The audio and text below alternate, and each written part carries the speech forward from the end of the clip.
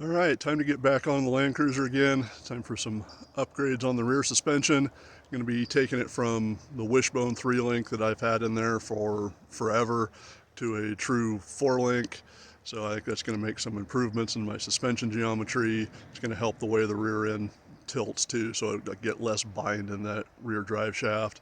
I'm getting a little of that. The biggest thing I'm looking for is at full bump, the upper joint makes pretty hard contact with the chassis. So it's really not comfortable. So hoping to get rid of that and just make this thing overall work a little bit better. Hopefully this will be the last of the major changes for a while. But for now, let's get it up on the rack and get started.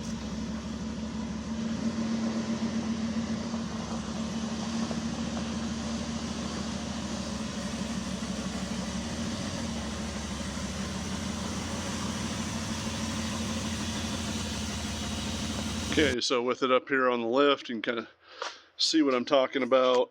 You get into that joint down there, it gets pretty well bound up. It's pretty, all but touching right there.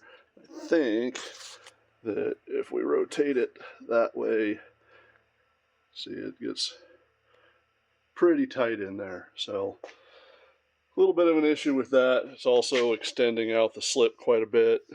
And the other issue I've got, let's see, you can see right here where that has been making contact with that. So this is sitting up a little higher than I'd like it to be. So with the 4-link brackets, I should be able to lower everything down a little bit. I think I may actually have to cut a chunk out of that as well, get myself a little bit more clearance, but one way or another, we'll make it so that when this thing bottoms out, it's the bump stops in the ORIs that take it rather than the chassis directly.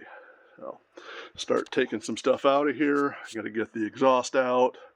Obviously this upper link's got to go. I got to get my brake lines and air lines disconnected off of it, and yeah, just start getting some stuff out of the way. From the side here, you can really see what I'm trying to fix.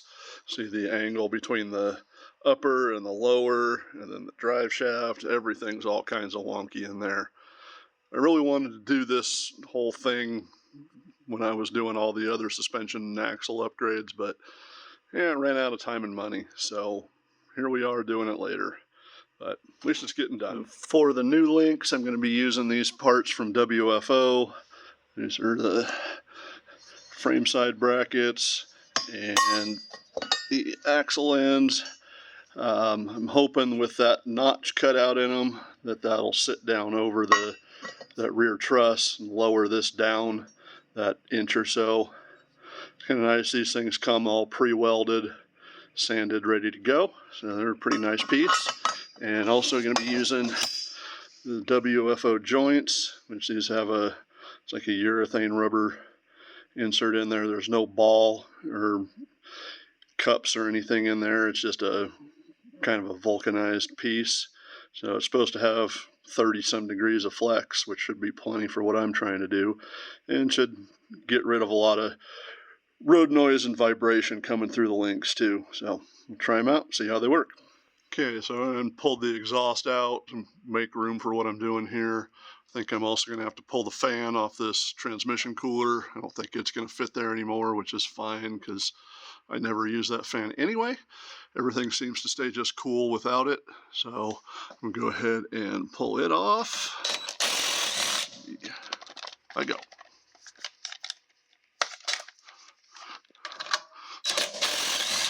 I'll get it out of there, and then I think I can undo my air lines, brake lines, all that sort of stuff. Start getting things out of the way. Okay, so with most everything out of the way, I went ahead and tacked in one of the frame side link mount brackets. Just kind of see how everything fits. And as I move this up, you can see got a little contact happening there between that gusset tube and the new link. So that's only got to go up a couple more inches at this end. So that just means that gusset tube right there is going to have to get cut out of there. Kind of hoping to avoid that, but oh well, it's the way it is. Okay,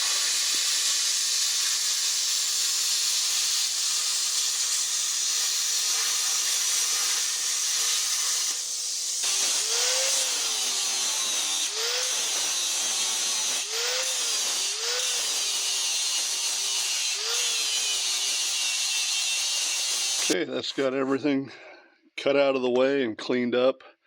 It's pretty much the worst part of any of this stuff is just all the cutting and the grinding dust in the teeth and everywhere else. Yeah. So I'm gonna start putting this end back together, get that bracket tacked back up on there again, cut it out. It was a little bit in my way, but other than that, it's all going well. All right, so I went ahead and tacked that link bracket back in there. So now when I take this link, it goes all the way up and there is no clearance issues anymore. So that's pretty much pointed the direction I want it to be. I think it needs probably go a little bit more outboard, but it kind of can't do that right now with the original link in place. So getting close to the point where I need to take that thing out of there and start getting the axle side of things sorted out and figure out how this is all going to fit.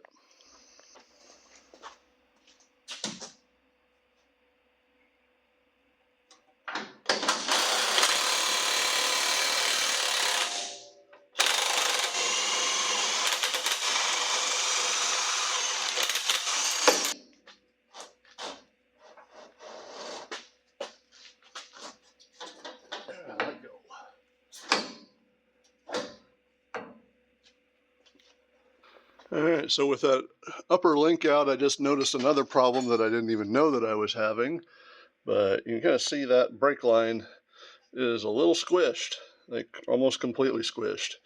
Looks like every time this upper link was hitting against the chassis, it was pushing this down just enough that the nut on that squished that brake line flat. So apparently I've had 3 brakes for a while, or 3.5 anyway. So another problem that'll get fixed in this whole process. So I think my next step now, though, is going to be to cut all of this off the top of the axle, give myself a clean slate to put the new link brackets on, and see how those are all going to go.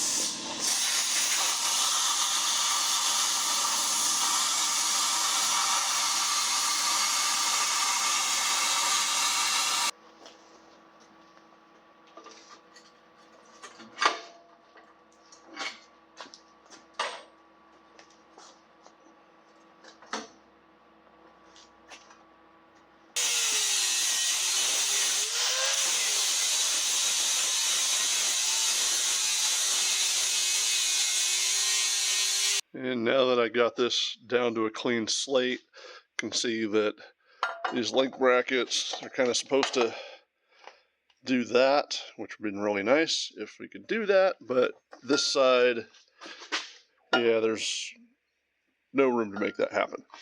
So that's not going to work, but what I'm thinking is stay. Something like that, and cut this off to where it's flat with the top of the truss. That should drop things down low enough for me, get things kind of in the position that I want it to be. I think that might work. I'm going to play around with that idea a little bit more, see what I come up with. Well, after playing with and looking at this thing for a while, I think this is the cut line that I've come up with that's going to work. That should sit that thing down flat on top of the truss. Still gives me a little angle to it to be able to point it up at the upper. So, yeah, cut this off, see how it fits. Okay, so with these brackets cut down, I kind of see where I want them to land here, which would be something like that. You kind of see with the tube connected to the upper link up there, or the upper joint, that I'd have to pull it to get it to line up where I want to here, and I don't want to do that, so I think I'm going to cut that loose up there, do a little chopping on it, and change the angle to bring it to where it lands pretty well centered on this. So this is the cut that I'm going to take off of here to kind of take a little wedge off of it, so it'll just angle that thing a little bit more to the outside, hopefully get it to land a little closer to where I want the lower end to be. This amount is based on nothing more than a wild guess, so we'll see what we get. So I went ahead and got both ends tacked up on here, and you can see now this is lining up just about perfect with the upper end, so I won't have any extra angle on those joints that I don't need to have. Same thing on the other side.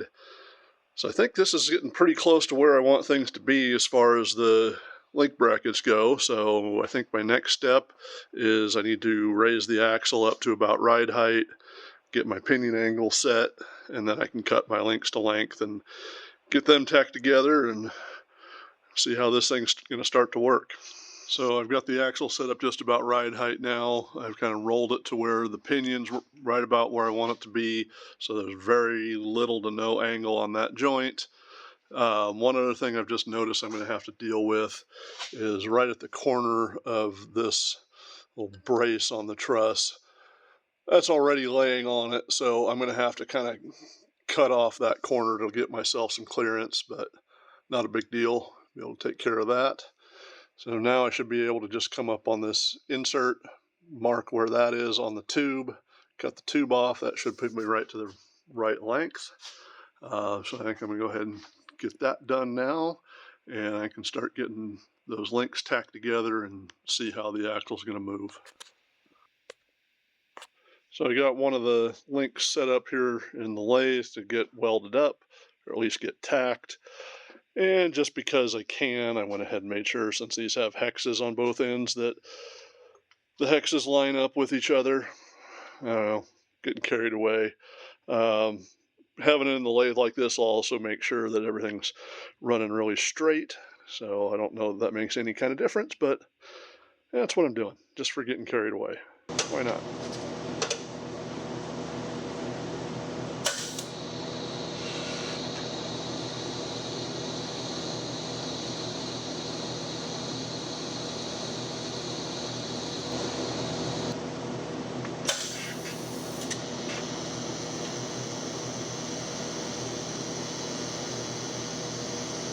Okay, with the links tacked up, I went ahead and kind of got them bolted back in there. I also took that brace loose, so I got a little bit of clearance here right now. So I'm gonna basically run this thing down to full bump and make sure all my clearances work out. So I'll drop it down and see what happens here.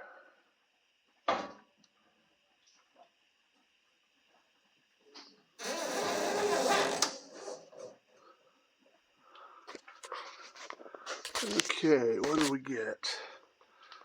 Alright, so I just need a little bit more room there with that brace on. That's not too bad. Let's see what else we got. I have just enough room right there, so that works out. Plenty of room across the top. And let's see, what's pinion doing? Pinion looks like it was rotating maybe down slightly. It's hard to say. It didn't move much. So I'm going to raise it up now and see what happens when we go to full extension.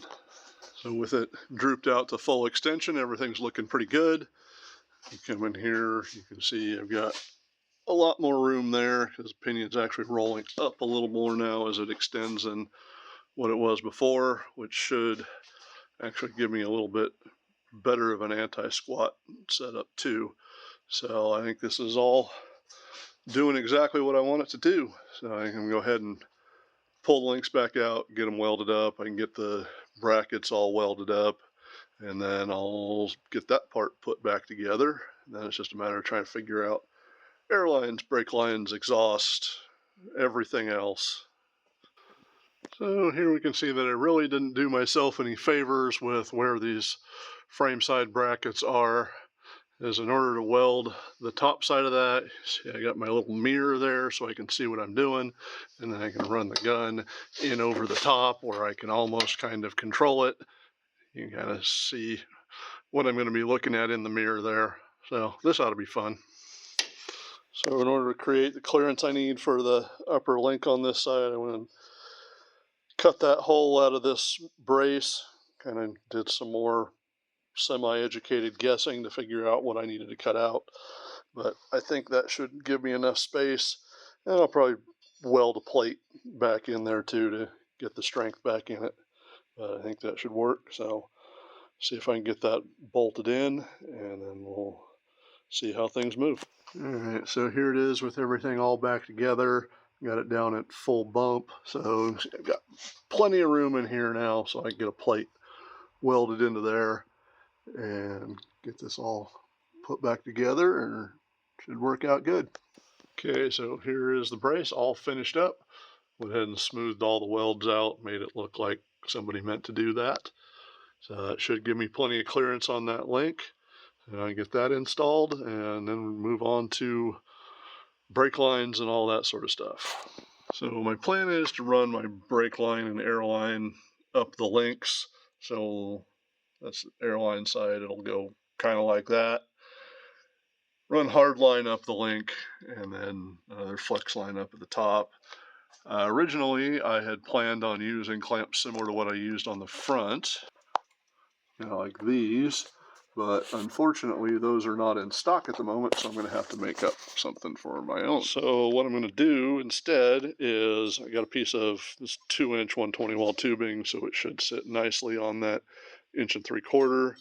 I've got it marked out here, just basically bandsawed across there and across there. It'll give me 4 segments, and then we'll use those. Those will get welded on, and then that piece will just hose clamp onto the link. It's not as clean as what I've got in the front, but making do with what I've got for now.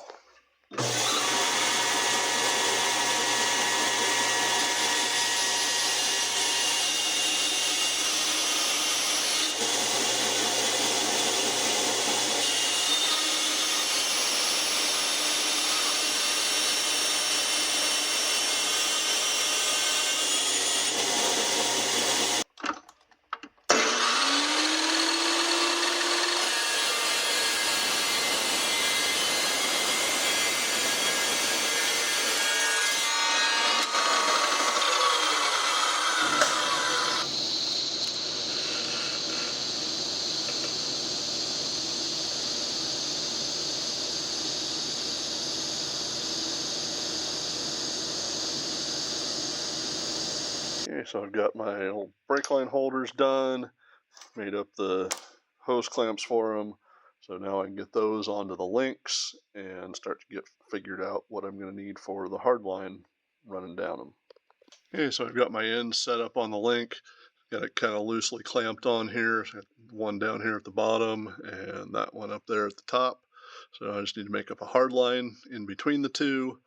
And kind of nice part with these two is I can move them back and forth if I have to, depending if I don't get the hard line made up exactly right, but should be able to get it pretty close anyway.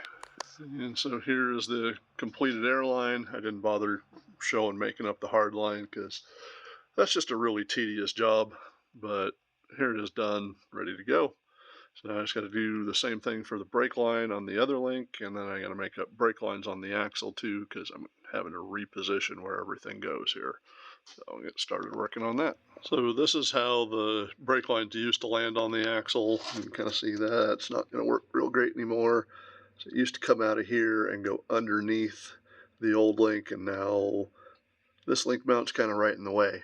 So I'm going to have to figure out what I want to do with that. I may have to just bring this whole thing down lower and run everything underneath this, or I don't know, something like that.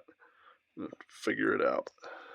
So here's how I solved the brake line problem. I just welded a little tab on there that bolts that on, so it moves everything down below this guard, so I can just shoot a hard line across there now.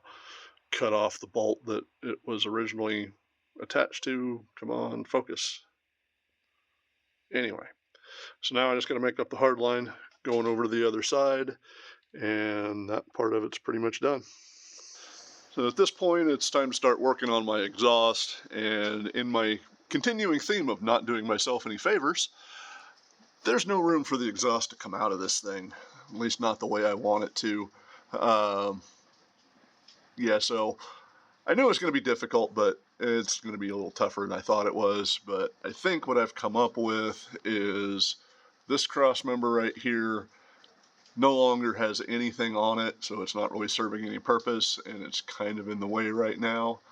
So I think I'm going to chop it out, and hopefully I can bring the exhaust down here over the top of that link mount and then be able to bend it down and get it up to where the collector is. It's all going to be really tight. Plus I've got all my air lines over here, so I'd really rather not have a lot of heat around those. Yeah, it's going to be fun. So yeah, I think to start with, go ahead and cut this cross member out and see how much room that really gives me.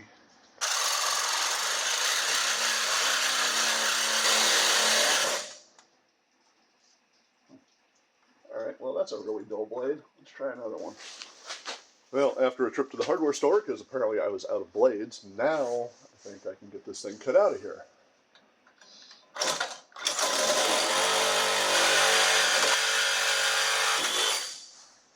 There. Alright, so with that cross member out of there, I went ahead and also notched out this flange in the body to give myself a little bit more room. And now it's a little tighter than I like, but I can sneak that through there.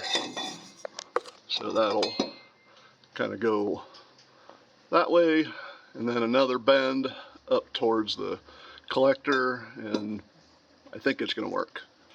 Alright, so now on the exhaust that came out of there, I'm going to wind up cutting about here and just be using that front section, probably cut my little muffler out of there too, so I'll wind up reusing that.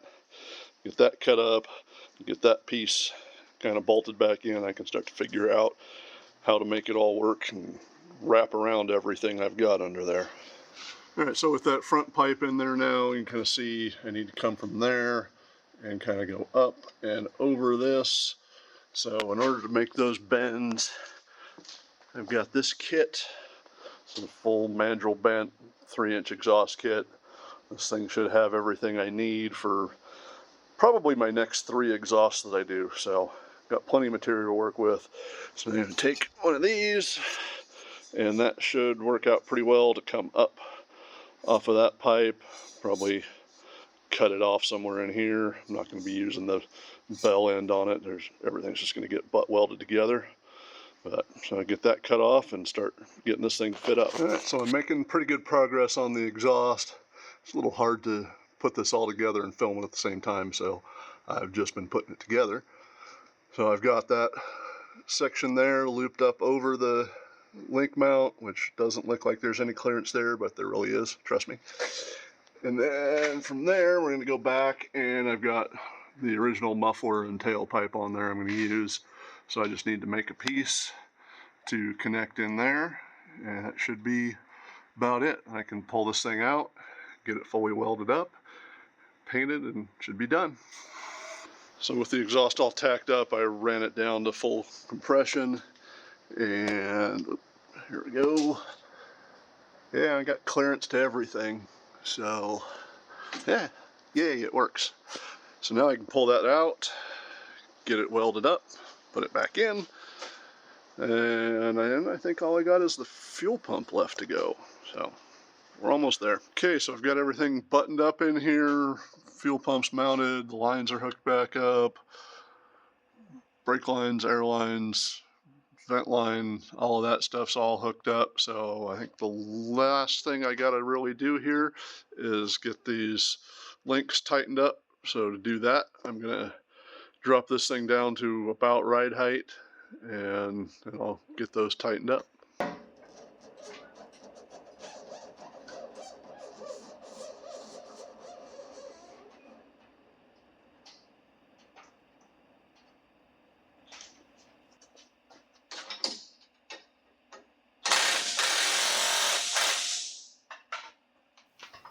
Alright, so I got it all back on the ground, buttoned up, all the little details like the bleeding the brakes, getting the jam nuts on the links tightened up, that's all done.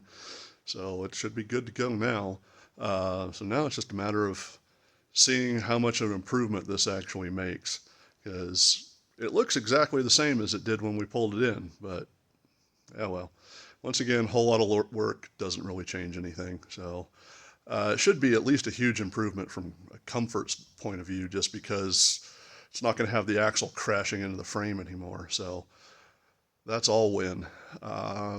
Yeah, only thing from here is to take it for a test drive and see how it does.